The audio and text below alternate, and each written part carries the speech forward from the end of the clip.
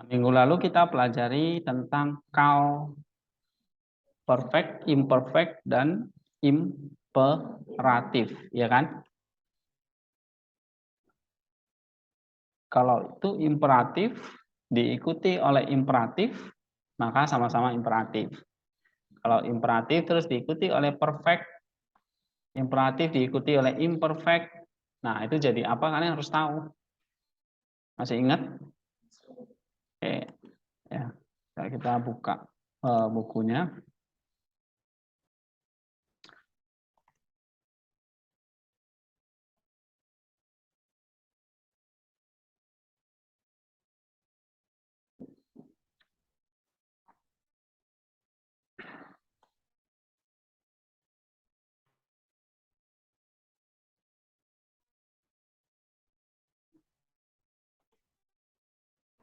Ini ya. Kalau ada multiple imperatif, ya, jadi sama-sama imperatif, ya kan? Tapi kalau imperatif diikuti oleh perfect, maka perfectnya jadi apa? Imperatif. Kalau imperatif diikuti oleh imperfect atau kohortatif, maka itu jadi apa? Result. Itu. Nah, apa beda kohortatif dengan jasif? Dengan imperatif?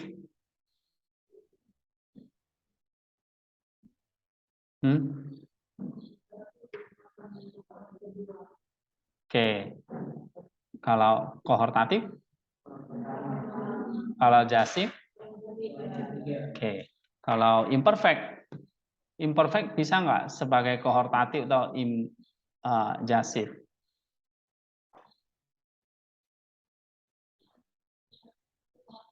Iya, imperfect itu bisa nggak berfungsi sebagai kohortatif atau jasif? Bisa, ya kan? Nah, tapi sifatnya bentuknya imperfect, konjugasinya imperfect. Fungsinya sebagai jasif atau kohortatif. Nah, imperatif berfungsi sebagai kohortatif jasif ada nggak? Ada. Ketika dia untuk orang pertama dan orang ketiga. Itu ya yang minggu lalu kan. Oke. Berapa soal yang saya kasih? Udah dikerjain?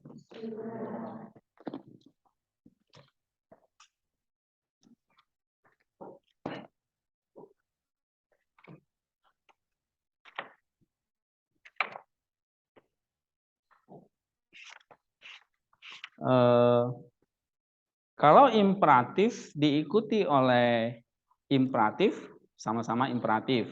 Kalau imperatif diikuti oleh imperfect, maka imperfectnya jadi apa? Result. Ya. Kalau imperatif diikuti perfect, maka perfectnya jadi imperatif. Ya. Oke, kalau imperfect jasif atau imperfect kohortatif diikuti oleh perfect, maka gimana perfectnya? Hah? Imperfect jasif bisa diikuti oleh perfect. Imperfect kohortatif bisa diikuti oleh perfect. Kan? Maka perfectnya itu apa? Berubah jadi imperfect. Ya, karena ada verb konsekutifnya.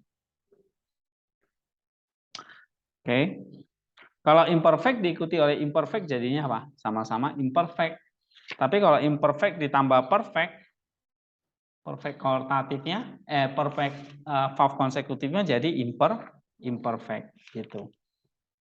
Jadi nggak usah bingung ya. Lihat di depannya apa. Kalau di depannya itu imperfect, maka perfectnya jadi imperfect. Tapi kalau di depannya itu perfect, maka imperfectnya jadi perfect. Oke, itu ya.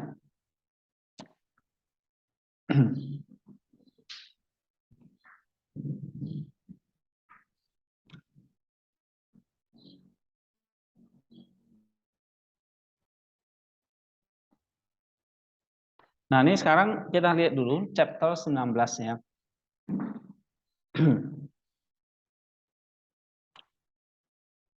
Chapter 19 itu ada namanya suffix. Suffix ini berarti akhiran yang ditempatkan pada kata kerja. Nah, akhiran sini kan umumnya menjelaskan si pronominalnya atau kata gantinya. Nah, dalam hal ini menjadi objeknya. Ya, misalnya contohnya pronominal sufiksnya itu ada nu. Nah, nu itu artinya di sini as. Gitu. Ya, karena ini imperfect jadi will keep us. Ya, is more of nu. Ya kan? He will keep us.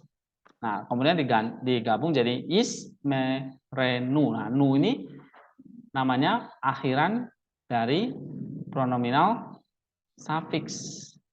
Nu-nya dia jadi as di sini.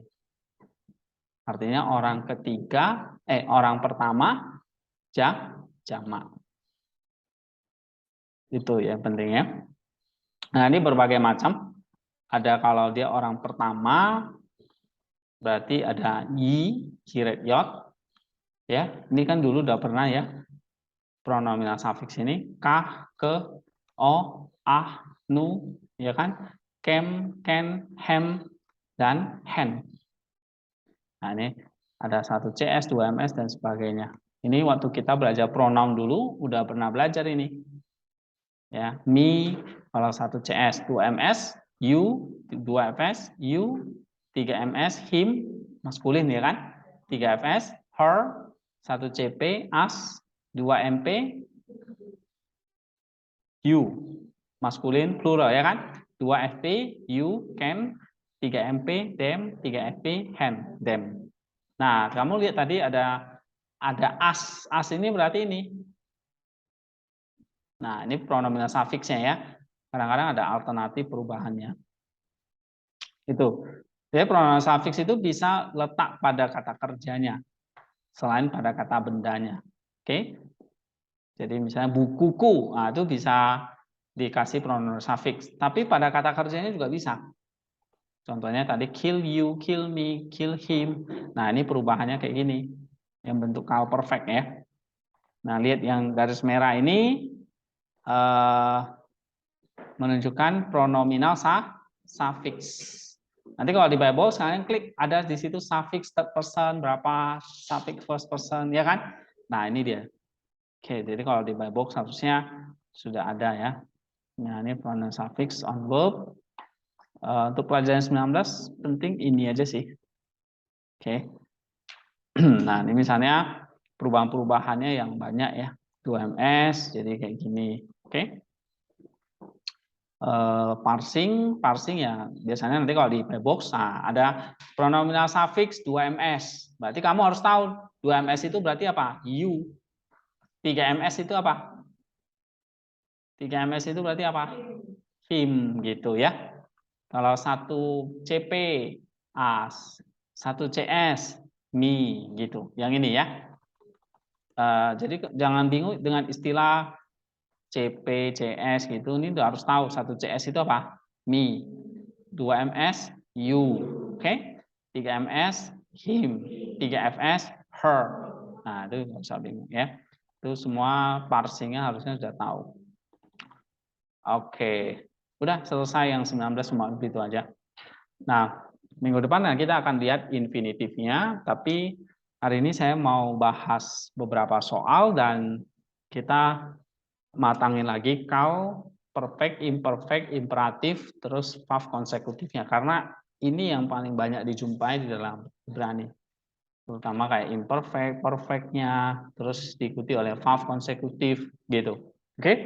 Nah, memang kata kerjanya kadang-kadang bisa tambah panjang karena bisa ditambah dengan pronominal suffix. Jadi di dalamnya sudah mengandung objeknya. Misalnya tadi kill you, you-nya itu di situ jadinya apa? Ini suffixnya ini jadi apa? Objek. Nah, ini udah jadi objeknya karena suffix. Oke?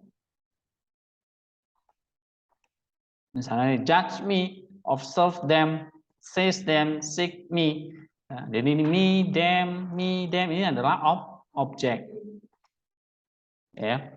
Masih ingat misalnya dalam sebuah kalimat itu kan konstituennya apa?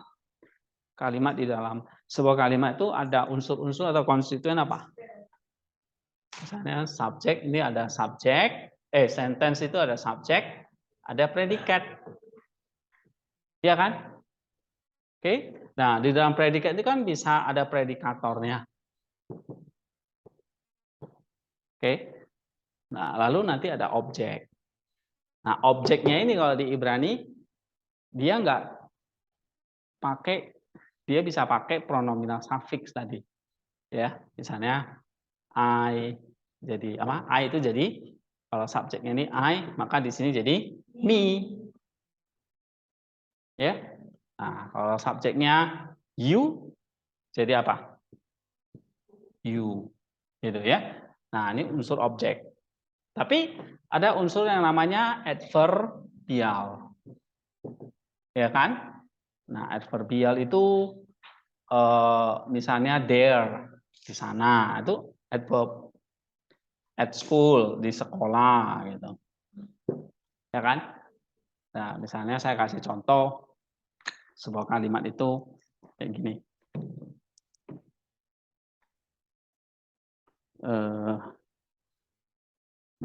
Nyangkut.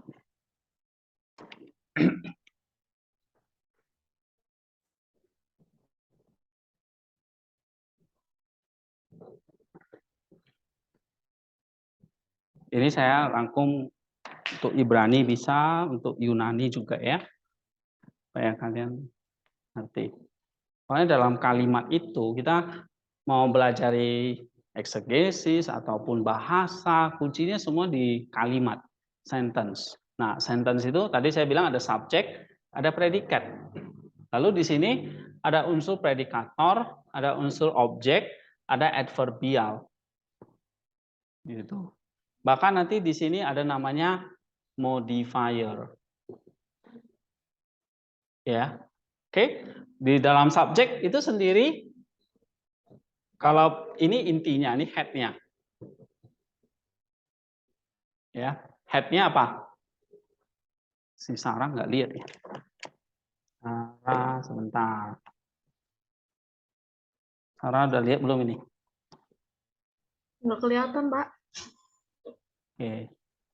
Papan tulisnya kelihatan nggak? Kelihatan. Oke, ini ya. Atau kamu kira-kira remang-remang aja lah. Bayangin. Papan tulisnya gimana supaya kamu kelihatan? Nah, ini ya. Oke. Nah, dalam saya ulangi, dalam sebuah sentence ada subjek, ada predikat. Predikat head-nya adalah predikator ini head-nya, intinya. Dalam sebuah subjek sama, dia ada head-nya juga. Head-nya di sini adalah subjek itu sendiri gitu. Atau biasanya di sini pelakunya. Subjek itu artinya pelakunya. Iya, ya.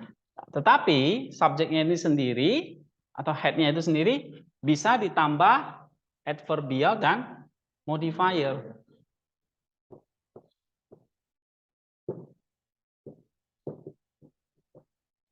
Bisa diikuti oleh apa? Modifier ataupun adverbial. Gitu. Ya. Jadi kamu lihat adverbial, modifier itu bisa hadir di wilayah subjek kalau kita pakai wilayah ya. Nah, wilayah subjek dan di wilayah predikat. Nah, itu dua, modifier sama adverbial. Objek bisa hadir nggak di wilayah subjek? Nggak bisa. Dia harus di wilayah predikat. Oke, kalau adverbial modifier bisa di wilayah predikat atau di wilayah subjek. Alright. Nah, misalnya contoh, saya kasih contoh bahasa Indonesia aja ya supaya kalian ngerti. Misalnya John, ya, atau Johnny lah ya. Johnny makan nasi kuning, ya kan? Makan nasi kuning Mbak Nuni, Mbak Nuni, oke? Di tepi jalan, oke? Bersama teman-temannya. Nah, sana ya saya ini asal sih saya kepikiran apa ya saya ngomong gini ya. Johnny makan nasi kuning Mbak Nuni di tepi jalan bersama teman-temannya. Sebuah kalimat, ya. Tapi kamu lihat sebuah sentence dibagi subjek dan predikat. Nah, subjeknya mana di situ? Johnny. Predikatnya? Nah, yang selebihnya ini makan sampai di sini teman-temannya. Oke? Nah, predikatnya yang panjang kan? Nah, di situ predikatornya mana? Predikatornya apa? Makan. Ya toh? Objeknya? Nasi. Gitu. Oke? Nah, tapi ini apa ini? Kuning, Mbak Nuni, tepi jalan bersama teman-teman ini apa namanya? Nah, itulah yang kita sebut nanti ada modifier atau adverbial. Nah, adverbial ini adalah keterangan-keterangan untuk kata kerja atau memberi penjelasan kepada kata kerja. Ya. Nanti kalau kalian belajar infinitif, participle, ketemu oh ini ada infinitif participle yang bisa menjelaskan kata kerja, kata benda nanti ya. Gitu. Oke. Nah, adverbial keterangan untuk kata kerja. Kalau modifier keterangan untuk kata benda. Jadi kalau ini adverbial keterangan untuk kata kerja, modifier itu bisa keterangan untuk kata benda. Biasanya modifier itu kalau untuk menerangkan kata benda itu kan bisa kata sifat. Ya, bisa untuk kata sifat. Kalau adverbial menerangkan kata kerja, ini bisa apa? Kata keterangan itu sendiri. Oke? Adverbial itu sendiri, adverb itu sendiri. Kemudian nanti bisa infinitive, bisa participle. Nah, kalau di Yunani apa fungsi adverbial itu? Kalian kan belajar case ya, genitif, datif, akusatif ya kan? Oke, genitif, datif, akusatif itu bisa berfungsi sebagai adverbial. Gitu. Nah, nanti misalnya genitif, fungsinya bisa adverbial menjelaskan kata kerja. Modifier bisa menjelaskan kata benda. Kayak gitu. Oke, jadi bisa bedain ya. Apa beda adverbial dan modifier? Adverbial menjelaskan kata kerja, modifier menjelaskan kata benda. Nah, sekarang ini. Johnny makan, ini kenapa ya? Kok kedip-kedip gitu?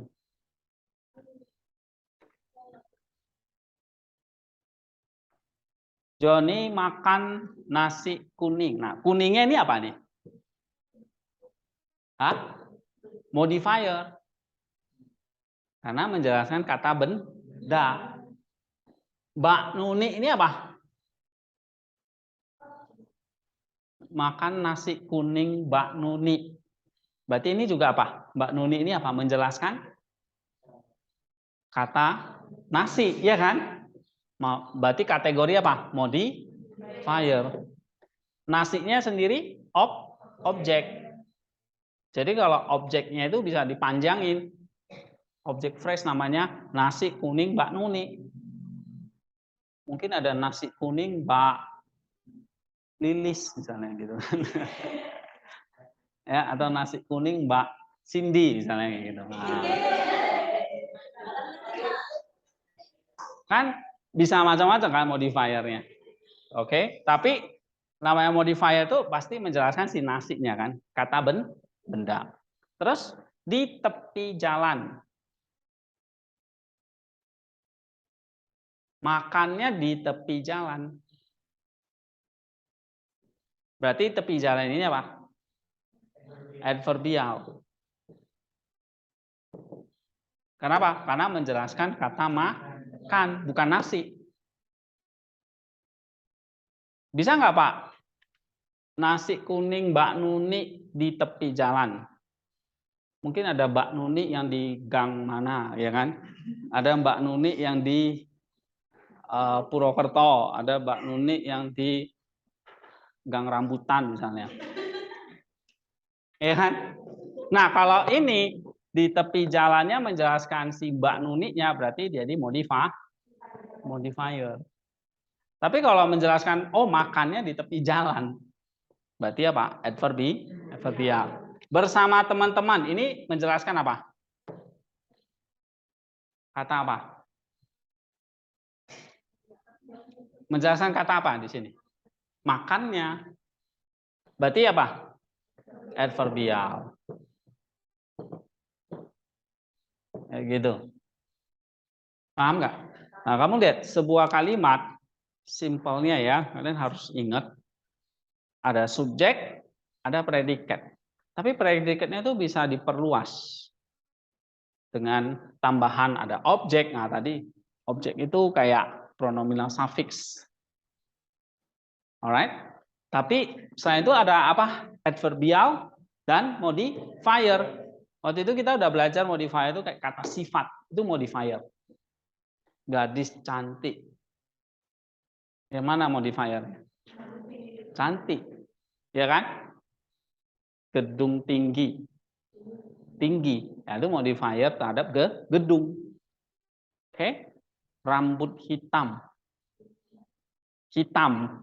Menjelaskan kata rambut. Itu modifier. Makan di sana. Di sananya itu apa? Adverbial. Menjelaskan kata makan. Makan terburu-buru. Terburu-buru itu adverb-nya. Menjelaskan makan. Nah, jadi harus bedakan ya. Apa itu adverbial dan apa itu modifier. Oke? Bisa ya? Lanjut ya. Nah, lalu kalau sudah tahu yang mana konstituennya ya, subjek, predikat, predikator, objek, adverbial, modifier, udah gampang. Gitu. Kita misalnya lihat, oh ini adverbial. Oh ini objeknya. Ini modifiernya. Nah, kita udah gampang memetainnya. Nah, ingat nanti kayak diagram ya, yang mana subjek, yang mana objek, yang mana adverbial, yang mana modifier. Oke? Nah, misalnya tadi saya bilang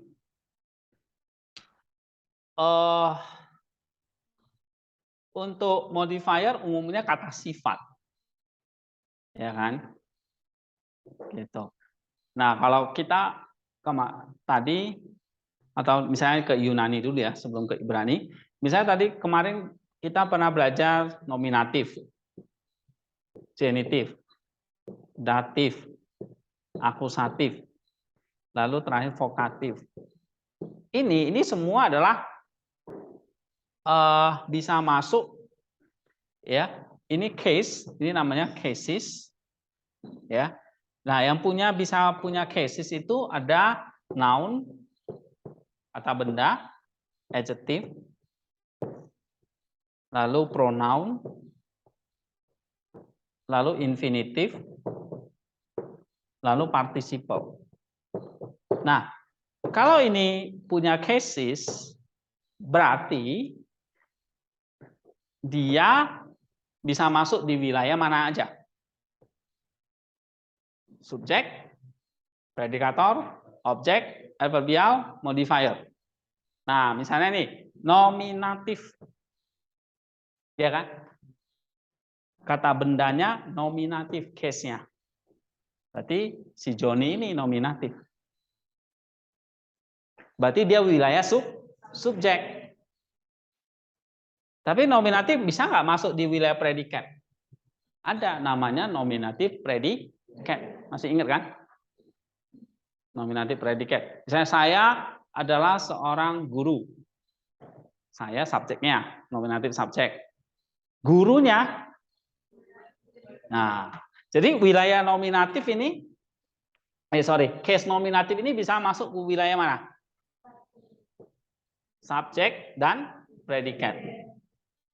Tuh. Ya kan? Nah, misalnya nih, Joni berarti ini nominatif ya. Subjek. Waktu saya ngomong makan, ini apa ini? Predikator. Ya kan? Predikatornya atau predikatnya. Nah, waktu ngomong predikator, berarti kalau kita ingat, oh, di dalam Yunani itu ada namanya apa? Indikatif. Predikatornya itu berarti indikatif. Bisa imperatif. Bisa subjunktif. Bisa optatif. Oke, nah ini. Lalu predikatornya bisa tensis, present, aorist, imperfect, perfect, pluperfect, future, 6 ya kan? Nah ini present dan lain-lain, 6. Tapi predikator umumnya apa? Indikatif, imperatif, subjunktif, optatif. Nah kalau di Ibrani predikatornya apa? Bisa imperfect, perfect, ya kan? Nah nanti kita lihat. Kalau dia imperfect diikuti perfect, perfectnya jadi imperfect. Imperfect diikuti perfect diikuti imperfect, imperfectnya jadi perfect. Nah, itu namanya apa di sini? Predikator. Ya, predikatornya. Misalnya tadi kayak makan, ini predikatornya kan? Nah, kalau dalam Yunani, Ibrani kan jelas nih, makan itu imperfect kah? Perfect kah? Kalau di Yunani, indikatif kah? Subjunktif kah? Lalu tensisnya present kah? Aorist kah? Misalnya gitu. Oke? Itu ciri dari predikator. Terus nasi. Objek kan? Saya makan nasi. Nasinya objek. Saya tinju kamu. Nah, kamunya objek gitu ya. Saya subjek. Saya makan nasi, objek. Oke. Berarti kalau objek ini apa kalau di Yunani? Namanya akusatif. Nih, akusatif nih. So, akusatif kan case ya. Bisa hadir di wilayah mana? Objek. Tadi nominatif di wilayah subjek dan di wilayah predikat. Akusatif di wilayah objek. Gitu. Oke. Nah, terus ini kuning. Kuning itu kata sifat ya. Nasi kuning, kuning itu kata sifat. Tapi di sini sebagai apa? Modifier. Tapi kalau di Yunani kuning ini nanti jadi apa misalnya? Dia genitif ini. Kuning ini nanti genitif. Oh, genitif ternyata genitif cases kan? Tapi dari kata sifat. Modifier. Jadi kata sifat pun punya cases. Genitif, tapi modifier terhadap kata benda nasi. Paham? Nah, kamu lihat di sini. Genitif, kuning. Lalu Mbak Nuni. Ini kata benda kan? Genitif juga. Menjelaskan nasi. Gitu. Oke? Nah, lalu nanti misalnya nih, di tepi jalan. Ini bisa datif ini. Dative of place. Bersama teman-teman. Ini akusatif. Atau datif juga bisa. Nah, gitu. Ingat kayak pelajaran Yunani dulu. Nah, jadi kamu lihat di sini. Genitif, datif, akusatif. Ini fungsinya bisa di wilayah objek, adverbial, modifier. Baik itu yang di wilayah predikat ataupun di wilayah subjek. Nah, dari kalimat ini kan kamu jadi ngerti. Oh, nasi kuning Mbak Nuni. Ini kuning Mbak Nuni modifier. Di tepi jalan itu tadi apa? Adverbial. Bersama teman-teman adverbial. Nah, kalau kita Yunanikan, ini nanti bentuknya apa? Case. Ini bentuknya case, datif misalnya. Ya. Nasi ini pasti bentuknya akusatif. Ya. Di tepi jalan pasti case-nya datif. Kuning ini biasanya genitif nanti. Nah, gitu. Jadi kamu lihat, case ini bisa fungsinya sebagai adverbial atau sebagai modifier. Oke? Nah, kalau di Ibrani ya, di Ibrani dia nggak ada nominatif, genitif, datif, akusatif, vokatif, enggak. Di Ibrani misalnya lebih simpel. Ya, misalnya dia pakai objeknya, dia tambahkan pronoun suffix. Dia nggak ada namanya akusatif, datif, genitif, nggak ada. Oke? Nah, terus nanti modifiernya pakai apa? Kata sifat. Ya, adverbialnya apa? Adverbial nanti tinggal tambah ini satu yang penting di tepi jalan ini apa? Prepositional phrase. PP namanya. Bersama teman-teman ini apa? PP. Prepositional phrase. Di, ya, kata depan kan. Kemudian ada tepi jalan, ini kan kata benda. Gitu. Tapi kamu sudah tahu, ini namanya adverbial, menjelaskan kata makannya. Terus kuning, ini menjelaskan kata nasi, bukan makan. Bersama teman-teman menjelaskan kata apa? Makan, bukan nasi. Jadi harus bedakan yang mana adverbial, yang mana modifier. Ya. Nah, kemudian di Ibrani yang bisa jadi adverbial, modifier itu apa? Selain kata depan, selain PP ya, nanti minggu depan kita mau belajar namanya infinitive. Sama satu lagi apa? Participle. Nah, ini infinitive participle bisa sebagai adverbial, bisa sebagai modifier. Oke, ada pertanyaan nggak? Ini tolong dicatat ya, kayak gini. Misalnya Joninya saya kembangkan. Ya. Joni yang kurus itu, ya kan?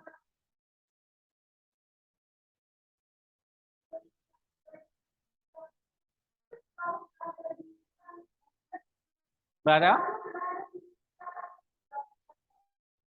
predikatornya? Iya, setelah subjek pasti predikator. Nah, wilayah subjek, lalu wilayah predikat. Predikat itu selalu dimulai dari predikator dulu. Baru nanti ada adverbialnya, modifiernya, atau objeknya gitu. Gitu. Ya. Subjeknya kan simpel, saya bikin Joni. Tapi kalau saya mau pakai adverbial modifier bisa nggak? Bisa, misalnya Joni yang kurus itu, nah, ada kan? Sedang makan nasi kuning. Joninya ada diikuti apa itu? Modifier. Oke. Joni yang baru saja lulus dari kepolisian makan nasi kuning tadi, Mbak Nuni di tepi jalan bersama teman-temannya. Nah, Joni yang baru lulus dari kepolisian, itu gimana tuh? Ada apa di situ? Adverbial? Modifier? Adverbial? Atau gini, mungkin bingung. Johnny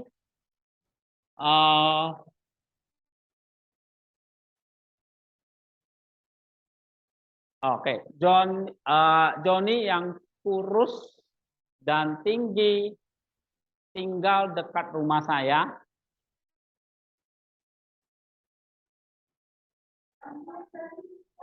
Oke, terus tinggal dekat rumah saya. Adverbialnya. Oke.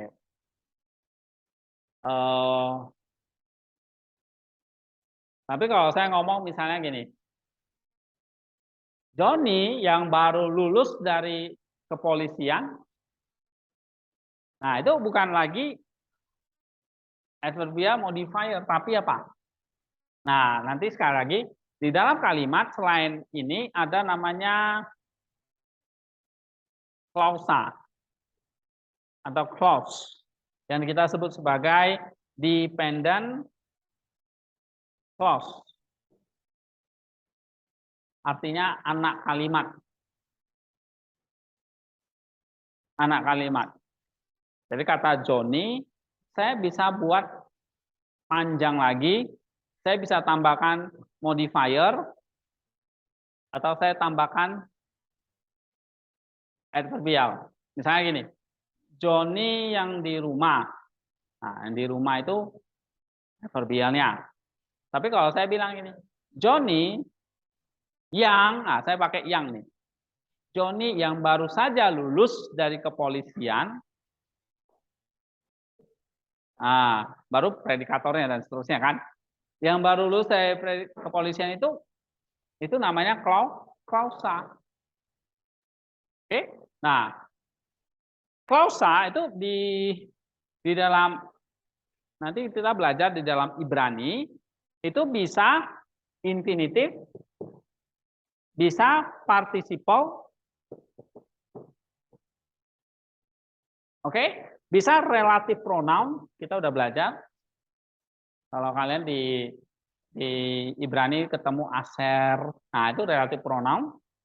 Kemudian conjunction, 4 ini.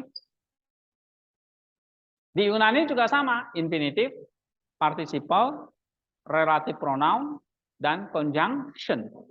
Itu 4 membentuk yang namanya anak kalimat. Misalnya tadi, Johnny yang baru lulus, itu apa? Relative pronoun, karena yang. Kalau yang itu relative pronoun. Ya, gitu. Misalnya kalau saya ngomong, infinitive participle-nya ya. Johnny, kalau di Indonesia agak susah ya, kalau di Inggris banyak. Misalnya Johnny yang sedang ujian, nah sedang ujian itu nanti bisa participle, ataupun nanti itu infinitive. Oke, jadi infinitive participle yang akan kita pelajari nanti itu bisa fungsinya nih sebagai adverbial, sebagai modifier, ataupun nanti dia clause, membentuk anak kalimat. Ya, tapi yang penting gini, supaya nggak bingung, pahami dulu yang basicnya ini dulu. Tadi Johnny makan nasi kuning Mbak Nuni di tepi jalan bersama teman-temannya. Nah, diingat Johnny itu subjek, predikatornya makan. Objeknya apa? Modifiernya apa nih? Adverbial. Nah, itu dulu. Oke? Nah, ini kalau bisa nanti kan kalimatnya kalau di dalam ayat itu kan macam-macam tuh. Nanti kalian udah bisa memetain. Bila subjek, bila predikat, nanti predikatnya predikatornya mana? Ada objeknya enggak?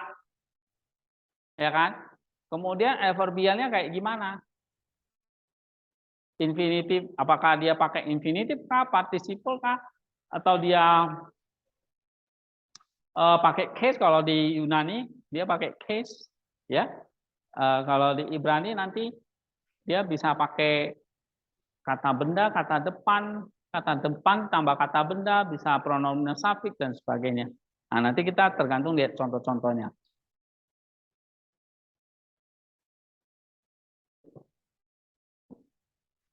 Ya, ada pertanyaan? Enggak ya? Oke, sekarang kita lihat contoh kasus yang pertama.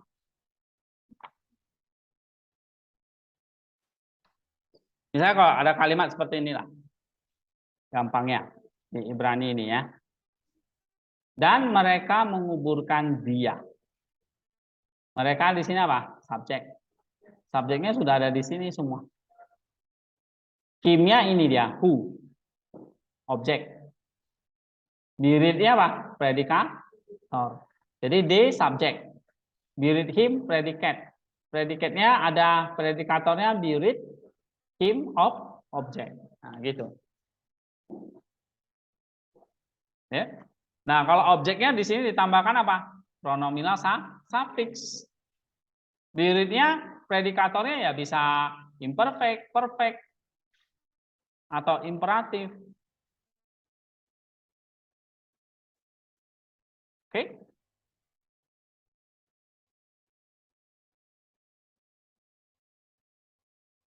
Ya. Ayat pertama apa?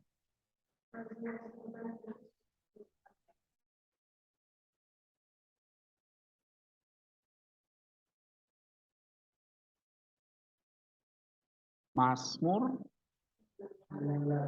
14 ya.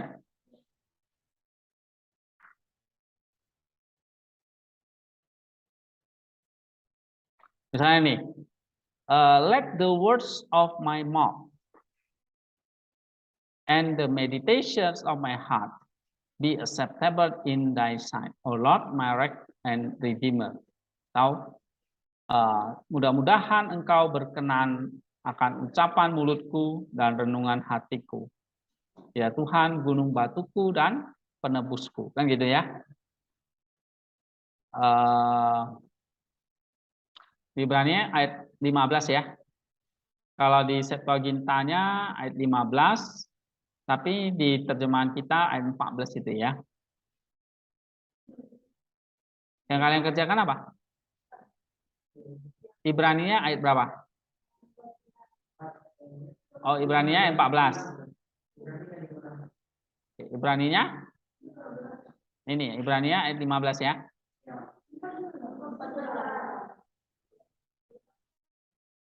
Iya, kalau di Indonesianya ayat 14, tapi di Ibraninya 15.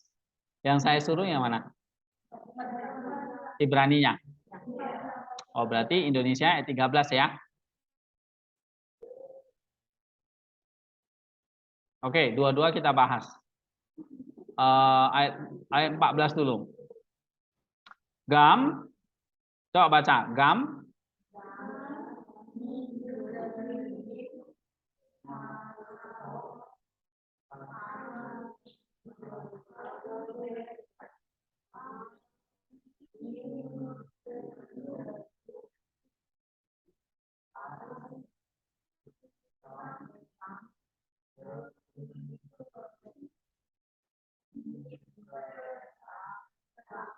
Oke. Nah, di situ ada kata kal imperatif, benar kan? Perintah. Artinya jaga atau lindungilah. Keep.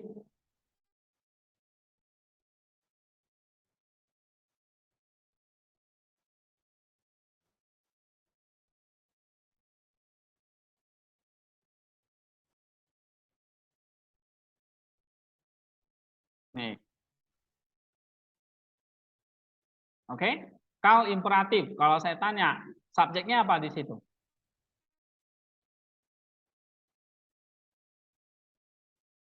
Orang kedua. Yang namanya imperatif itu pasti apa? Orang kedua atau you. Ya kan? Predikatornya apa? Yaitu kata kerja itu. Apa? Sok. Ya kan? Sok. Nih, predikatornya. Jadi jagalah atau lindungilah. Oke? Nah, terus setelah itu apa? Hamba. Benar nggak? Avedekah. Dari kata evet. Artinya hamba. Coba parsing. Ada noun, maskulin, singular, construct, suffix, second person. Nah, suffixnya bisa pada kata benda kan? Itu menunjukkan apa? Suffix second person berarti mu. Hambamu jadinya. Ya kan? Suffixnya apa ini? Jadi milik, hambamu. Nah, kalau di Yunani nanti genitif oposesif. Kamu lihat di sini, tu dulu. Tu-nya lihat tuh. Dulunya genitif kan? Su, mu. Genitif juga. Hambamu. Nah, hambamu di sini apa? Subjek, predikat, objek. Objek. Nah, dia objeknya bentuknya hamba. Di sini noun, maskulin, singular, construct. Coba bandingkan Yunaninya. Yunaninya di sini tu dulumu. Genitif. Oke? Nah, jagalah atau lindungilah hambamu. Jadi kamu lihat, genitif masuk ke wilayah mana? Predikat. Genitif masuk ke wilayah predikat bagian ini yang saya mau kasih kalian lihat gitu. Jadi flashback lagi ke Yunaninya juga. Karena setelah ini kan kalian nggak belajar gini-gini lagi, saya yakin. Ya kan? Jadi sekalian mumpung saya ingat ini.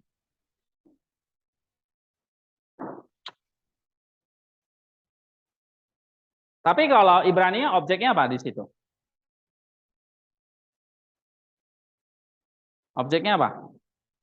Kata bendanya. Coba parsing objeknya apa? Noun. Evet itu.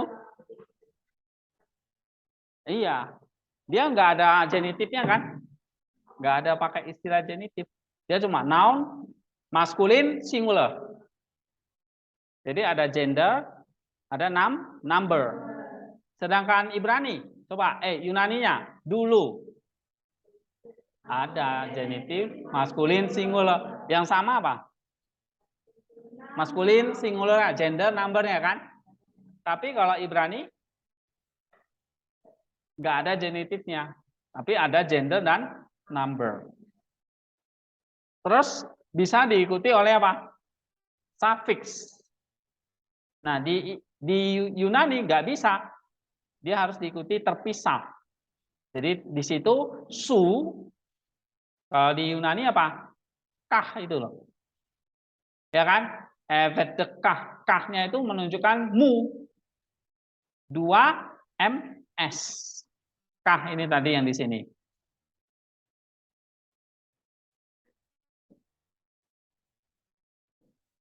Nih. 2 ms itu apa? You. Apa biasa bentuknya? Kah. Nih. Ya kan? Nah, coba kamu lihat yang di sini. Benar nggak? Kah kan? Nah. Ya kan, Mira?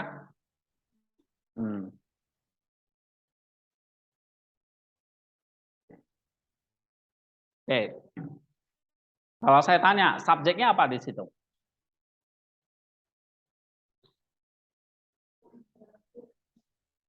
Orang kedua. Oke? Ya kan? Karena apa dia? Kal imperatif. Nah, kalau imperatif subjeknya apa? Orang kedua. Jangan lupa loh. Lihat halaman berapa itu? 18 itu, chapter 18. Waktu kita belajar imperatif. Nih, mana ya? Imperatif, jasif, kohortatif itu. Nah, ini. Imperatif, second person. Kalau dia kohortatif, satu. Kalau dia jasif, ketiga. Nah, jadi imperatif ini subjeknya udah pasti kamu, you. Baik itu tunggal ataupun jamak. Oke, bisa lanjut? Oke, jadi lindungilah hambamu. And then, nah kalau di Yunani, kamu lihat di situ. Pesai. Coba parsing. Imperatif, aorist, middle, second, person, singular. Di situ sebagai apa dia? Imperatifnya sebagai apa? Predikator. Subjeknya apa? Second person singular. Itu subjeknya. Apa bedanya dengan Ibrani? Coba tadi. Hasok ini. Ini kal imperatif maskulin singular. Sedangkan di Yunani imperatif. Berarti sama-sama imperatif kan? Terus di Yunani ada aorist, di Ibrani ada nggak? Nggak ada. Berarti di Ibrani nggak ada tensis. Yang ada konjugasi yaitu kal.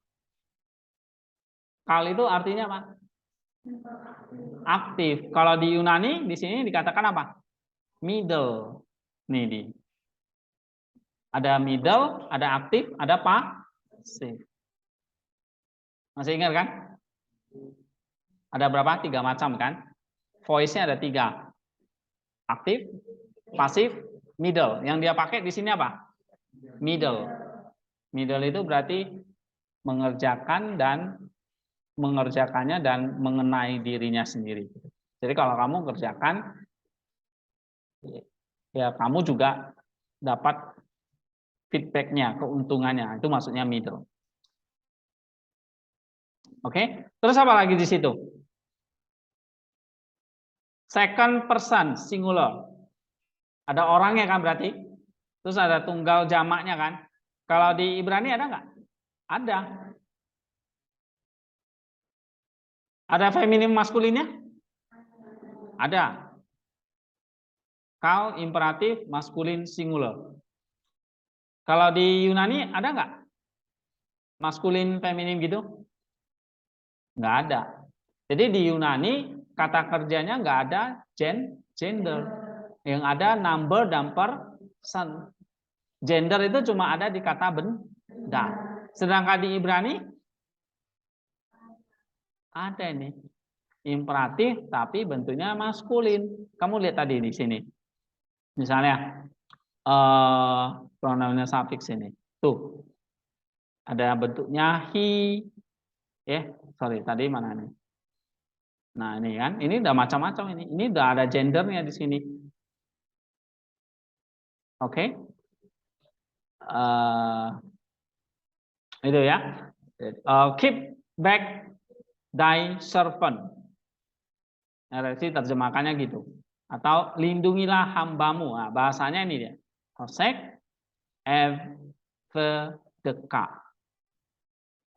Nah, terus al is atau yims lu vi. Oke? RFC terjemahkannya apa tuh?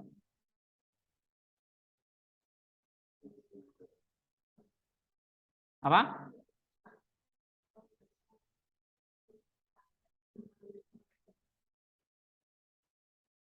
Not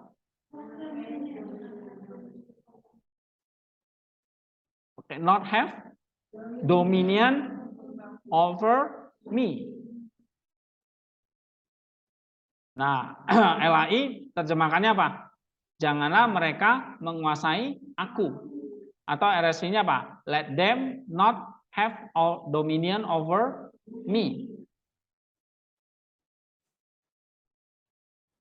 Oke. Nah, sekarang kamu lihat di sini wilayah apa ini? Let them not have over dominant me. Ini janganlah mereka menguasai aku. Berarti subjeknya apa di situ? Lihat, kamu lihat tuh di situ. Call imperfect, third person, maskulin, plural, jasib. Jadi subjeknya apa? Orang ketiga, jamak. They, mereka. Maka di sini them. Karena jasib boleh pakai let. Them. Kan kita udah pelajari kan minggu lalu. Jasib, koortatif apa? Kalau ada al itu bisa pakai let. Ya. Let them. Subjeknya apa? Orang ketiga, maskulin, plural. Predikatornya apa? Itu kata kerja itu. Semar itu. Atau mis apa? Mes lu di situ. Lah, artinya apa? Have dominion atau menguasai. Itu predikatornya. Objeknya ada nggak di situ? Ada apa? Iya nih. Ada di situ ada kata suffix orang pertama tunggal. Di bawah nih di ini. Nih. Ada preposition suffix first person common singular. Nah, itu jadi apa? Objeknya. Not dominion over me, atas aku. Nah, yuk, pusing kan? Oke. Jadi kalau saya tanya, ini RSC terjemahan let them not have dominion over, itu ada subjek, ada predikat, ada objek di situ. Ibrani cuma satu kata gini, dia rangkai ini. Ya kan? Nah, sekarang coba Septuagintanya. Apa di situ?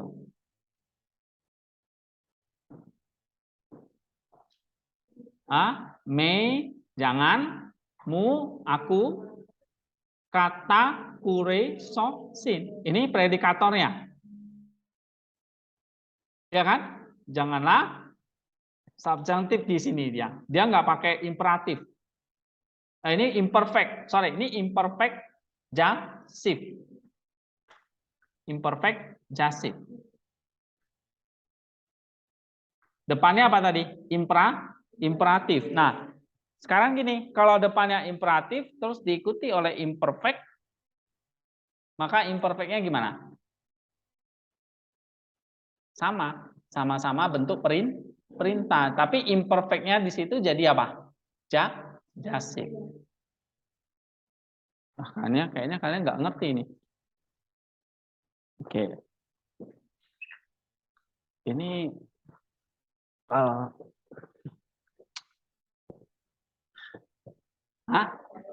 bingung. Saya juga bingung. Apalagi kalian. Apalagi kayak Yasni itu ya. Yasni. Mendingan saya nikah aja deh, Pak.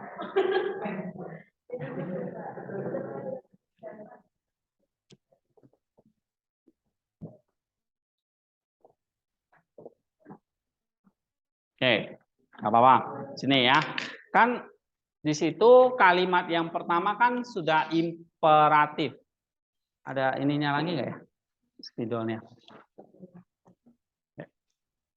Yang pertama imperatif nih ya. Imperatifnya di situ apa tadi? Lindungilah atau jagailah. Ini imperatif. Oke? Kayaknya ayat yang saya berikan ini deh. Ya. Terus plus lalu diikuti apa di situ? Imperfect. Tuh. Benar nggak? Imperatifnya mana? Coba cek. Ini. Sok. Ini ya. Apa? Tuh. Artinya di sini jadi perintah nih, jagailah. Subjeknya second person.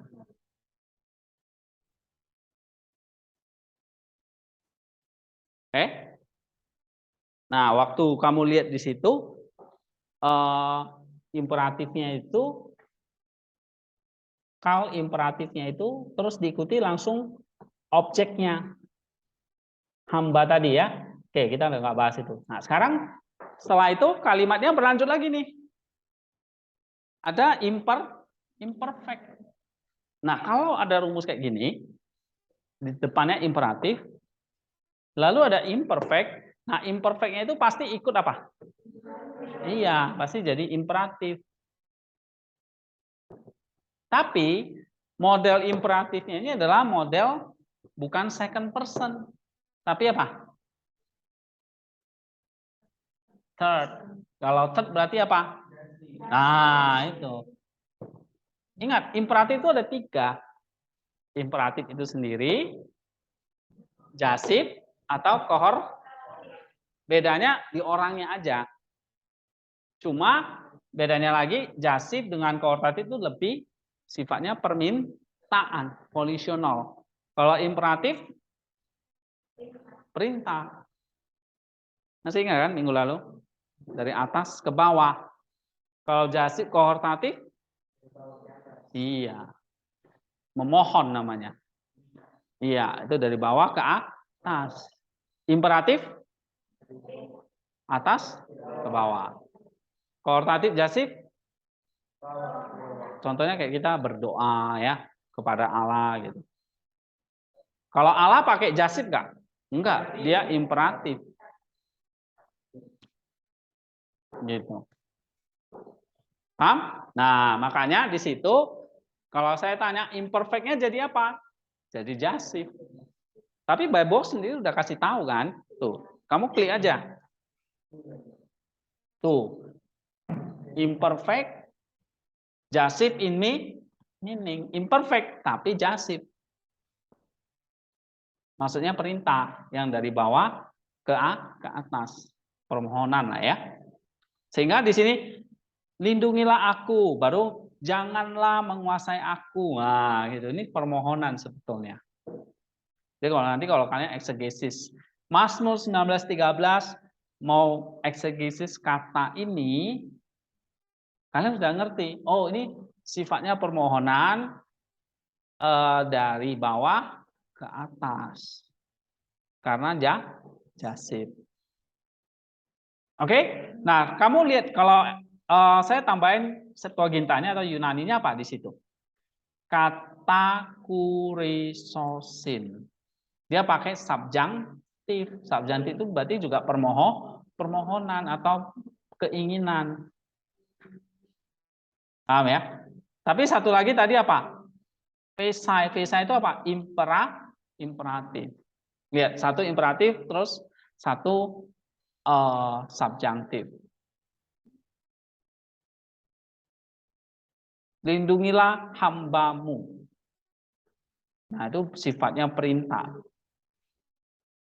Lalu janganlah menguasai aku. Nah, itu sifatnya apa? Subjunctif. Nah, kalau di Septuaginta ya. Oke, terus. Ini udah paham ya? Oke, lanjut ya. Arch tam. Coba parsing. Terjemahkan apa di situ? Arch itu artinya then atau kemudian, ya kan? Then tam, parsing tamnya. Kal imperfect. Oke. Imperfect. Tambah imperfect lagi kan? Benar nggak? Berarti imperfectnya jadi kayak gimana nih?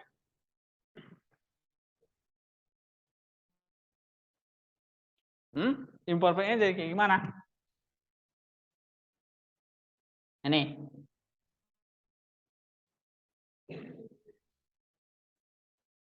RC terjemahkannya apa? I shall be. Aku akan. Tanpa apa? Aku akan tanpa celah gitu ya, tak bercelah gitu. Nah, ini mulai satu kalimat yang baru nih sebetulnya ya. I shall be blameless. Oke? Jadi ini nggak ada kaitannya lagi dengan ini satu kalimat baru lagi di sini dia mulai imperfect lagi. Maka imperfectnya kalau konteksnya di situ berarti apa? Future.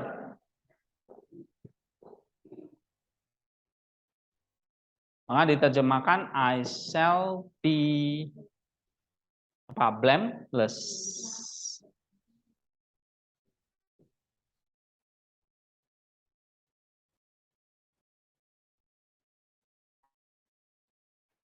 Ya. Nah, ini imperfect incomplete action in the future.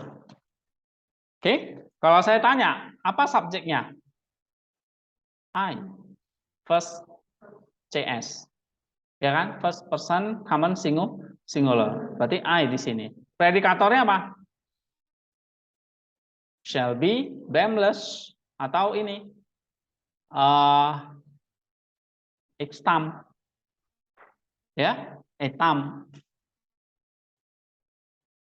Artinya tanpa celah, tak bercelah gitu. Menjadi tak bercelah. Kalau LAI nggak ada akannya ya, harusnya ada akan. Aku akan menjadi tak bercelah. Makanya terjemahan LAI itu masih banyak yang harus direvisi gitu.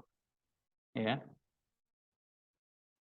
Jadi kalau kita ngerti konteksnya, ngerti bahasa aslinya, kalau lihat terjemahan LAI, kadang kita nggak bisa ikuti 100%. Ya. Ya, tapi kalau kita nggak belajar ya ikuti aja. Kalau kalian males lihat Ibraninya, Yunaninya, ya udah tinggal copy LAI-nya atau RSV-nya gitu. Tapi kalau kita belajar, kita jadi tahu. Oh, di sini imperfect konteks lagi. Harusnya apa? Future. Nah, RSV benar, shall be blameless. Ya. Aku akan menjadi tak bercela. Nah, itu ada subjek, ada predikatornya. And then ini ada verb consecutive nifal perfect. Sorry, sebelum ke situ kalau lihat Yunaninya apa di situ? Esomai, future kan? Esomai mos. Aku akan menjadi tak bercela. Esomai itu apa? Future, indikatif future, middle. Lihat, kalau di Yunani dia sudah ada tensisnya future, lebih gampang buat kita. Jadi nggak perlu tebak-tebak konteksnya ya kan. Kalau Ibrani ada future-nya nggak di situ? Nggak ada, dia cuma ngomong imperfect doang. Nah, kamu yang harus tebak konteksnya apa. Oke, nah itu kelemahannya juga ya. Jadi bahasa Ibrani jauh lebih ini ya, detail gitu. Parsing aja agak ini ya, indikatif tuh. Future, middle. Dia pakai middle ya. Kalau di Ibrani dia pakainya apa? Kal. Ya kan? Kalau di Yunani apa? Esoma ini middle. Middle ini voice-nya, future tensesnya, indikatif itu mood-nya. First person ini orangnya, singular number-nya. Ya. Oke, sekarang lanjut ini. Dan LSI terjemahkan dan innocence dan tak bersalah. LAI terjemahkan dan bebas. Bebas dari pelanggaran besar atau great transgression, bebas dari pelanggaran besar ya. Nah, kita lihat kata kerjanya. Di situ nival verb consecutive perfect. Oke, nah sekarang kalau ini imperfect, nih, ini kan jadi future ya. Terus plus perfect nih. Verb consecutive.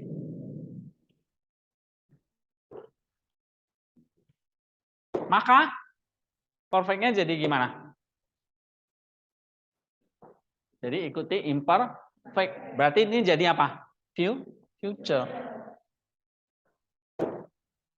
Nah, yang kayak gini ini harus kalian tahu nih.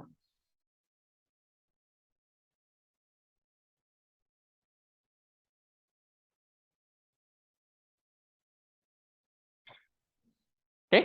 Jadi apa, Zelin? Perfect verb consecutive jadi apa? Jadi future, ikuti yang imperfect. Oke, jadi di situ terjemahannya gimana? Aku akan menjadi tak bercela dan akan bebas.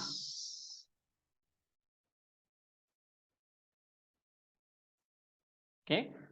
Karena nifal, kamu harus terjemahkannya jadi apa? Nifal itu kan pasif ya. Berarti apa? Akan dibebaskan. Paham? Karena nifal.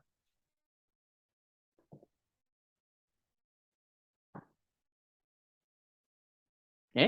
Nifal dibebaskan dari pelanggaran besar. Jadi kita bisa kita tidak bercela itu aktif dari kita karena kal dia pakainya. Paham ya? Kal itu aktif dari kita. Tapi waktu kamu mau dibebaskan dari pelanggaran besar, ada pasifnya. Nah, berarti ini semacam sinergi ya. Kita aktif tetap mau menjadi bersih, menjadi tak bercelah, menjadi tak bercacat, itu dari kita harus. Baru setelah itu Allah membebaskan kita. Jadi memang kayak ada ya kerjasama. Kalau kamu nggak mulai, ya Allah nggak mulai gitu. Nah ini kata Mazmur ini. Nah, menarik. Kalau kamu bisa temukan pengertiannya seperti itu. Ya kan? Jadi jagailah hambamu. Ya, janganlah mereka menguasai aku.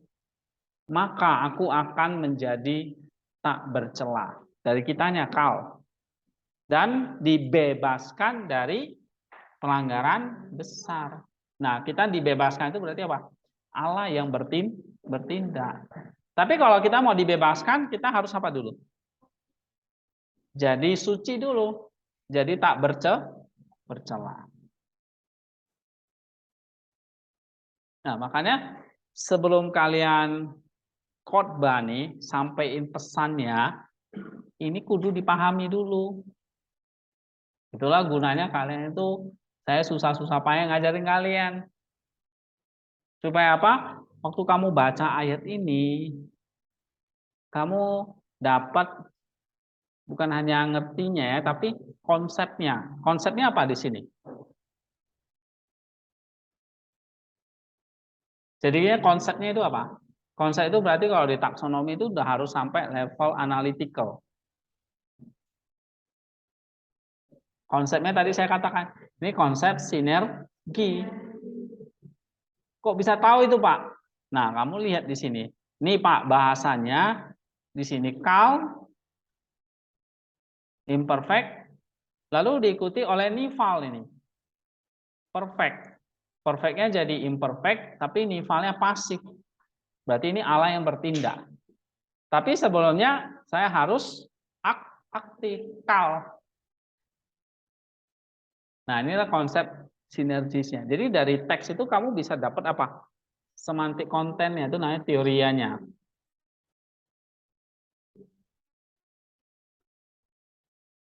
Gitu. Tahu dari mana? Oh, karena sudah belajar di Ibrani, Pak. Nival itu pasif, kal itu aktif. Oh iya ya. Ternyata saya ikut Ibrani walaupun sering dimarahin, tapi paling enggak terpakai ini sekarang ilmunya.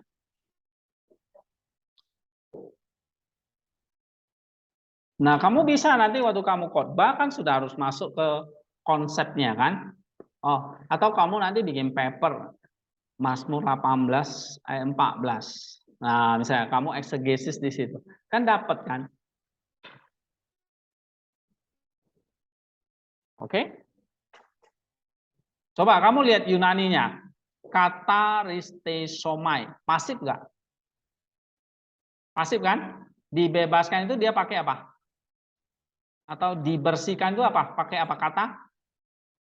Future pasif. Future lagi. Kenapa future? Karena tadi perfectnya diubah jadi imperfect. Nah, di Yunaninya jadi apa? Kataritso itu diubah jadi kataristesomai. Katarsis, kataritso atau katarsis itu berarti pembersihan. Orang akhir tahun itu biasanya suka cuci gudang, ya kan? Pembersihan gitu. Nah, jiwa kita atau diri kita itu juga harus mengalami apa namanya? Katarsis, tapi Allah yang kerjakan karena bentuknya pasif di situ. Disucikan. Nah, kalau kita belajar, kamu kalau belajar Bapak gereja nanti, oh itu berarti Roh Kudus yang bekerja lewat anugerahnya dan sebagainya. Nah, kaitkan misalnya kamu bisa kutip Roma atau Bapak gereja mana gitu ya tentang katarsis. Oke, ada pertanyaan? Jadi kalau satu ayat ini ya, misalnya Mazmur 19 ini, ayat 13 ini satu ayat yang menarik untuk kita bisa jelasin secara gramatikalnya, sintaksisnya, lalu dari situ kita bisa dapat semantiknya kan. Ternyata oh ini tentang sinergi. Ada kal, ada nifal. Hati-hati, jadi kalau misalnya ya ketemu kayak model kayak gini, satu bentuk kal terus diikuti nifal. Nah, ini berarti selalu konsep yang balance ya antara antara usaha Allah dan usaha kita dan usahanya Allah. Oke, kemudian kamu lihat di sini. Kalau tadi dibebaskan dari pelanggaran besar. Pelanggaran besar ini berarti apa? Dari pelanggaran besar. Dibebaskan dari pelanggaran besar. Pelanggaran besar ini berarti apa? Kalau tadi ada subjek, predikat, objek, adverbial, modifier. Adverbial. Pelanggaran besar. Besarnya sendiri apa? Besarnya di sini bahasa Ibraninya apa di sini? Raf, ya kan? Benar nggak? Raf, adjektif kan? Nah, di situ jadi modifier. Modifier terhadap apa? Pelanggaran. Apa pelanggaran bahasa Ibrani situ? Sa. Nah, gitu. Modifiernya apa? Raf. Sa itu di situ apa? Adverbialnya. Nah, semua kalimat mau itu Yunani, Ibrani itu semua selalu tadi ada 5 komponen itu. Subjek, predikat, objek, modifier, atau adverbial. Nah, kalau kalimatnya ada anak kalimat, ya berarti ada tambah satu lagi namanya klausa tadi. Klausa itu bisa infinitive, participle, relative pronoun, conjunction. 4 itu.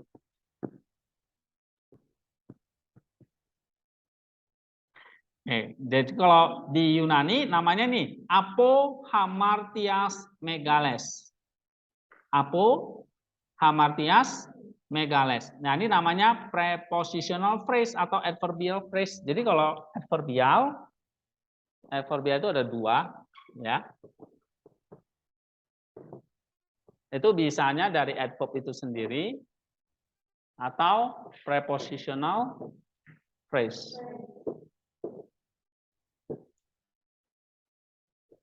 Nah, ini kalau di Ibrani, di Yunani itu ada genitif, datif, akusatif.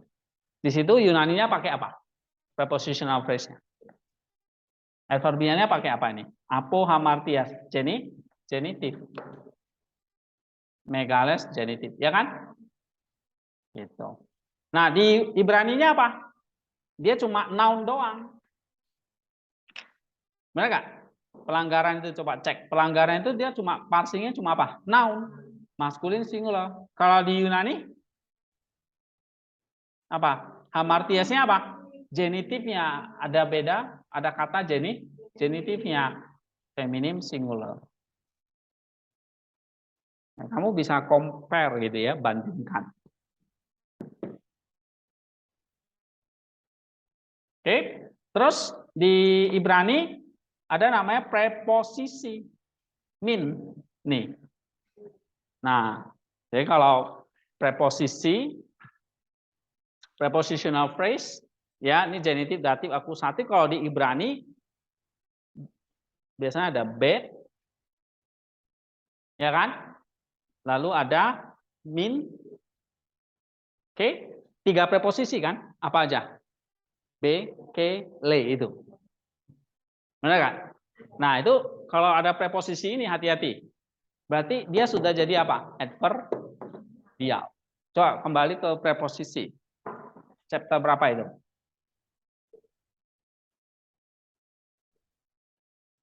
Preposisi chapter 6. Nah, ini. Before the king, ini adverbial. Pokoknya kalau ada preposisi, itu semua adverbial. Before the king, ini adverbial phrase atau prepositional phrase. To the temple, ini apa? Adverbial juga. Berarti prepositional phrase. Nah, Ibraninya pakai apa ini? L sama min. Ya kan? Lipene, tahat, takat ya. Takat, ini apa? Under. Lalu ada L, ada min. Nah, ini seperti ini. Dia dapat pakai apa? Min ini, mi. Atau disingkat jadi mi. Atau di sini min sebetulnya. Preposisi. Nih. Ingat, kalau ada preposisi, dia pasti apa? Adverbial. Nah, makanya di sini dituliskan adverbial, adverb itu sendiri, tapi seringkali prepositional phrase. Nah, kalau di Yunani, dia biasanya ada genitif, datif, akusatif. Oke, kalau di Ibrani preposisi plus noun-nya. Contoh itu, nih. Contohnya, nih. Misalnya min haaretz. Min itu from. Baru kata bendanya haaretz. Min preposisi tambah kata benda. Nah, atau kayak gini. Min tambah pesa. Pesa itu artinya pelanggaran atau pemberontakan. Nah, noun maskulin singular. Terus diikuti preposisi. Nah, jadi kalau ada kayak gini ya, preposisi terus diikuti noun maskulin singular misalnya. Nah, ini berarti udah adverbial phrase. Adverbial menjelaskan kata apa?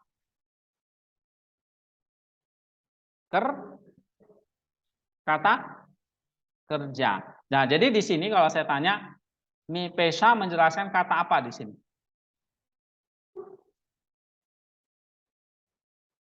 Tadi dibebaskan. Apa kata kerjanya? Verb konsekutif nifal tadi. Ini Feniketi. Benar kan? Nah, jadi feniketi ini predikatornya. Lalu adverbialnya apa? Mi pesa. Lalu modifiernya apa? Raf. Nah, gitu. Itu namanya adjective. Oke, ada pertanyaan?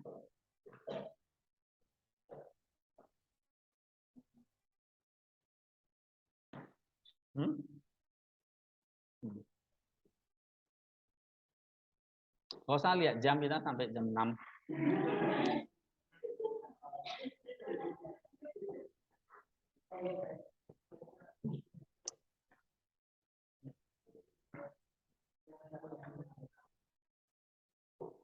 Oh, baru 1 ayat, ada 4 lagi kan?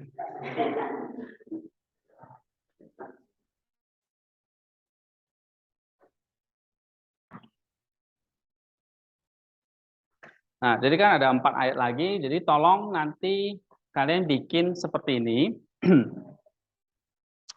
Setiap kata kan kita udah pelajari, kecuali infinitive participle di skip aja. Nah, misalnya tadi ketemu prepositional phrase, kalian tulis saja di situ, oh ini adverbial, berarti dia menjelaskan kata ini. Oke, contohnya ya, tadi ini, misalnya nih, mi pesa ini adverbial. Oh, berarti menjelaskan kata ini, dibebaskan. Ya, kemudian kamu kasih tahu misalnya nih, oh ini predikatornya, di dalamnya sudah ada subjek dan predikator. Ya. Nah, terus tadi rough. Oh, ini contohnya berarti apa? Modifier. Kayak tadi loh. Johnny makan nasi kuning. Nah, ingat kalimat itu nanti kan. Terus ditandain yang mana subjek, predikat dan seterusnya. Nah, kalau di Yunani udah enak, sudah ada diagramnya kan? Benar nggak? Tinggal kita kasih nama aja. Tapi kalau di Ibrani nggak ada diagramnya, kalau kita mau bikin bisa.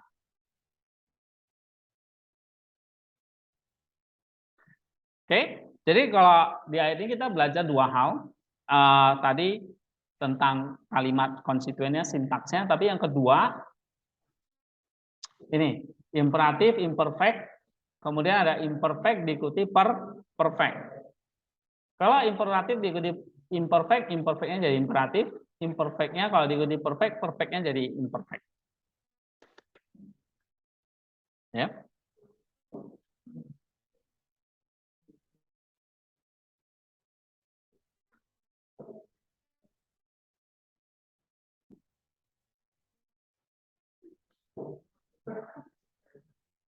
Nah, ini tadi kita sempat miss ya. Dari GAM, orang-orang kurang ajar atau orang-orang yang insolent. Insolent itu ya orang-orang yang arogan gitu ya, atau orang-orang yang presumptuous ya, orang-orang yang kurang ajar. Ini apa ini? Adverbial. Nah, tandain kayak gitu. Lalu hosek, subjek, predikator, ya kan? Lalu ABDK tadi objeknya, oke? Hambamu, ya kan? Nah, lalu di sini, nah tadi ada imperfect, berarti imperfectnya jadi jasif atau imperatif, oke? Kemudian ada objeknya di situ kan? Lalu arts ini adverb. Nah, ini kan pada waktu sekarang gitu ya, atau kemudian, then ini adverb nih. Adverb ini berarti menjelaskan kata apa? Ini kata kerjanya. Kalau imperfect ini. Paham nggak? Arts ini kan adverb kan? Nih. Berarti ya adverbial. Namanya udah adverb. Berarti dia adverbial. Adverbial terhadap kata apa? Kalau imperfect ini atau tadi tak bercela itu. Ya. Kemudian dibebaskan tadi nifal pelanggaran besar. Nah, pelanggaran besar itu kembali lagi ada preposisi berarti apa? Adverbial. Nah, preposisi ini tadi kita ulangi lagi nih. Ya, karena materi kita tinggal dikit, saya akan banyak ngulang-ulang nih. Preposisi berarti ini min, apalagi ada yang inspirable, ada be, ke, dan le. Nih, 3. Jadi kalau kamu lihat ini paling banyak dijumpai ya. Misalnya be 15.000 sekian, le 20.000 sekian, ke 3.000 sekian. Yang paling banyak le nih. Nah, be, ke, le ini 3 preposisi, pasti setelah itu diikuti kata benda. Jadi rumusnya apa? Noun plus preposisi plus noun. Maka jadi adverbial. Nah, itu di Ibraninya preposisi plus noun. Maka jadi PP. Ya. Preposisi apa saja? Be, ke, le. atau mean tadi. Noun-nya apa? Jadi prepositional phrase. Ini sama dengan apa? Adverbial. Adverbial artinya apa? Menjelaskan kata kerja. Oke, adverbial. Ada pertanyaan? Yang ini? Nah, jadi saya mau ini tugasnya saya nggak kasih ayatnya, tapi 4 ayat berikutnya itu coba dibuat lebih detail lagi kayak gitu. Ya, tandain yang mana subjek. Nah, ini catat lagi ulang. Subjek, predicate. Oke. Nah, di sini ada namanya predikator, objek. Tandain yang mana modifier dan adverbial. Ya, di subjek juga bisa ada modifier atau adverbial.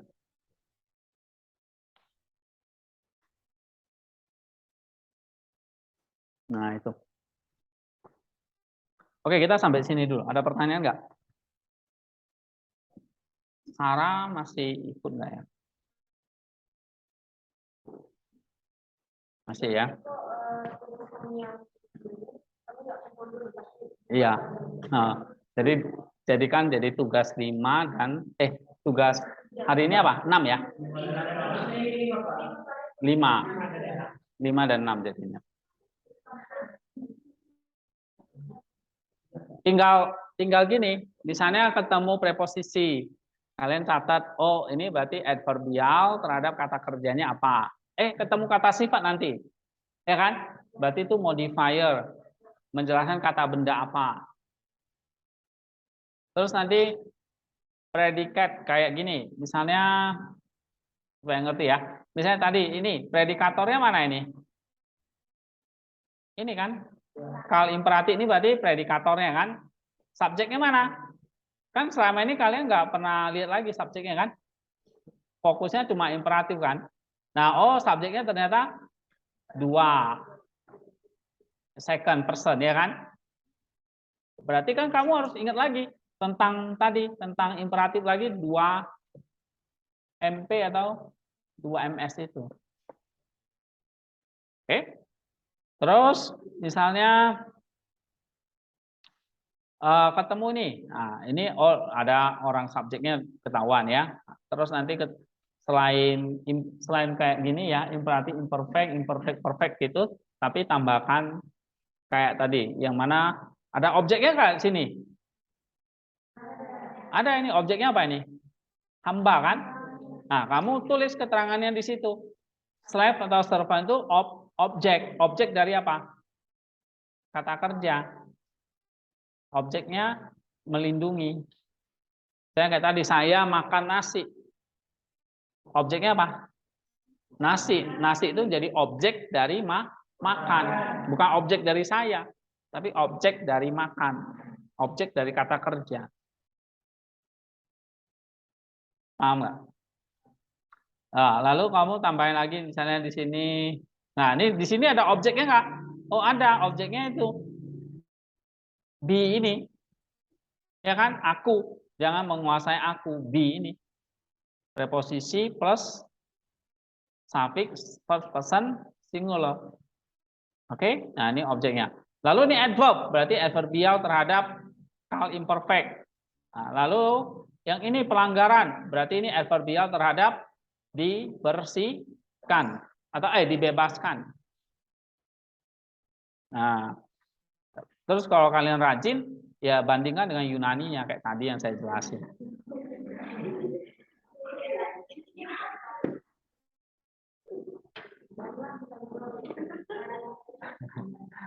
Oke, ini karena ya ini sedikit tambahan sebetulnya untuk review aja, jadi agak panjang. Tapi kalau nanti kalian udah mahir, ya kalian tinggal klik-klik ini aja udah hafal di otak gitu loh. Contohnya kayak saya lah, saya begitu lihat ini, udah langsung tahu. Yang penting ada by box, bisa saya udah hafal, tinggal ngajar aja.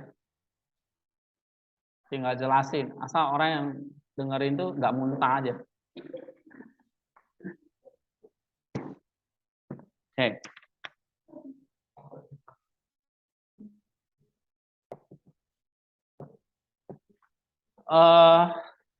Kalau kalian mau baca bukunya, ini ada di sini. Ini satu buku yang bagus ya. Judulnya Ancient Greek Grammar dari Heinrich von Siebenthal. Baca bagian sintaks. Ini sebetulnya saya jelaskan itu sintaks. Sintaks itu kalau di Alkitab itu level berapa? 1. Ya kan? Syntactic form itu level 1 atau lapisan 1. Nah, ini bukunya. Basics of Syntax. Nah, dia jelasin ini detail. Oke. Ya, tapi kalian nggak perlu baca capek-capek. Saya sudah summary yang itu tadi semua. Gitu. Pahami aja konsepnya. Nggak usah, ya kalau kecuali kalian mau mahir ya, nanti ambil S2 misalnya di bidang sintaksnya atau bahasa, nah ini harus. Atau S3 misalnya. Tapi kalau dasar-dasar konsepnya ini, ya sebenarnya cukup buat eksegesis. Ya, untuk bikin paper atau bikin artikel jurnal kayak gitu. Ya. Nah, misalnya kayak kembali misalnya ke Galatia itu kan Yunani yang dipakai, ya kan?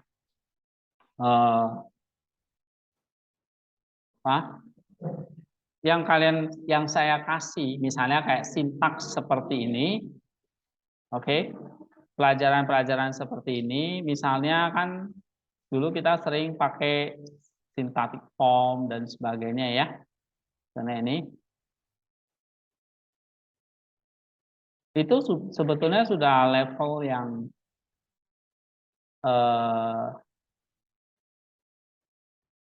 apa?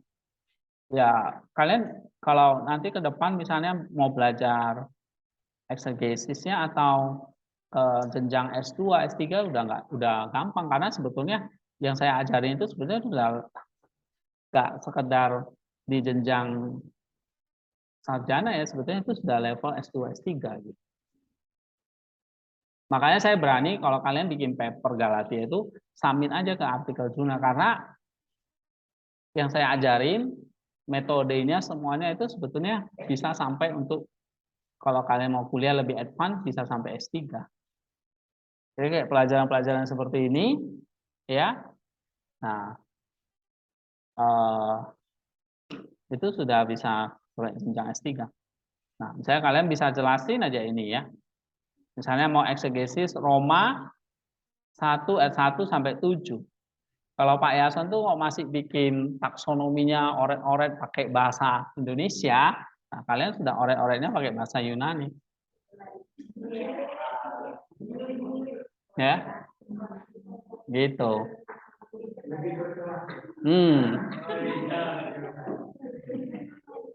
Ya. Nah, cuma kelemahan kalian tuh adalah males. Nah, itu aja. Karena males berarti kurang latihan. Kalau sering latihan kayak gini ya. Kalau saya udah 15 tahun ngajar kayak gini udah bosen banget. Ya. Jadi kalau misalnya Pak Yason baru ketemu taksonomi di analisis kayak gini, itu 15 tahun lalu saya sudah kerjain kayak gini-gini. Bahasa aslinya lagi gitu. Cuma begitu saya mau terapkan sama kalian, suruh bikin kayak gini, awal-awalnya saya frustrasi dah. Udahlah, penting baca aja, bisa baca, bersyukur gitu. Kan sebetulnya nggak perlu bikin, kita tinggal copy aja kan. Zaman sekarang kan tinggal copy paste semua nih. Tuh, kalian tinggal copy paste, plug, tinggal kalian bikin poinnya, jelasin pakai Bapak Gereja, jadi. Ya, makanya waktu itu kalian dikasih waktu sampai 2 bulan, kuliah cuma 1, nggak selesai juga.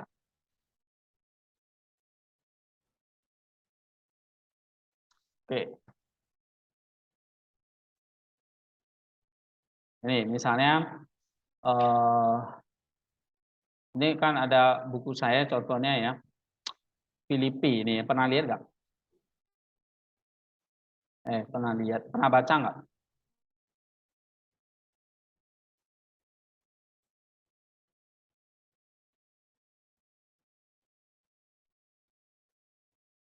Ini yang ini kan ada kan bukunya di perpus ya. Nah, misalnya saya tinggal copy ininya. Tuh. Dulu saya bikin sendiri.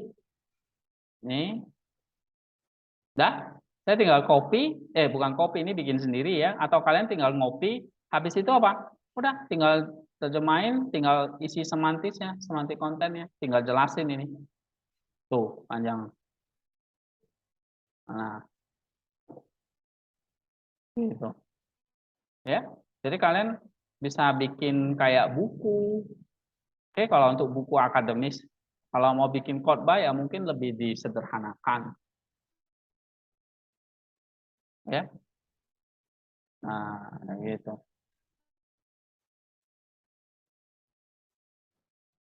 Ini kalau kayak gini ini sebetulnya sudah bisa dipakai sampai S3 kalau kalian bisa ngerti. Ya. Oke, sampai di sini dulu.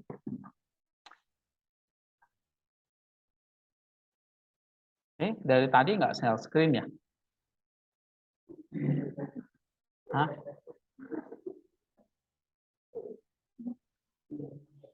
Iya. Si Sarah kok diam aja ya?